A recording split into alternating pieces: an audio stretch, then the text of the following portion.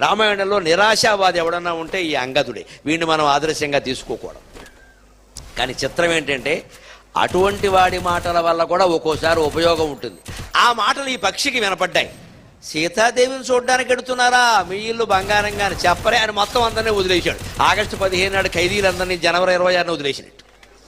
రేపు republic day వస్తే కొంతమందిని వదిలేస్తారు, మొత్తం అందరినీ వదిలేశాడు. ఎందుకని ఆ మహర్షి ఏం చెప్పాడు, నువ్వు బతికి ఉండాలి, ఎందుకంటే సీతాదేవి జాడ చెప్పాలి. మరి వాళ్ళే వచ్చారు ఇక్కడికి, వాళ్ళని మింగేస్తారు. అందుకని వదిలేశాడు. ఆ మాట చెప్పరేవయ్యాడు, మేమేం చెప్తామంటే మాకేమైనా ఆధార్ కార్డు ఉందా, మెళ్ళ ఏమైనా బెళ్ళుందా, ఏదో వెతుక్కుంటూ పోతున్నాం మేము అని వాళ్ళు అన్నారు. అయ్యోయ్యో మీరు చాలా గొప్పవాళ్ళు, మీరు వెళ్ళండి అని అన్నాడు. బాగానే ఉంది. అప్పుడు ఈ అంగదుడికే అనుమానం వచ్చి వాడిని అడిగేట్టు, ఓరు నీ ఇల్లు బంగారంగానే పక్షిగా ఇంతమందిని మింగేసావు, 50 మందిని తిందామనే అన్నట్ట. వాడన్నట్ట టిఫిన్ కాబట్టి 50 మంది, మధ్యాహ్నం 1 గంటకైతే 500, మన శక్తి అది అన్నాడు.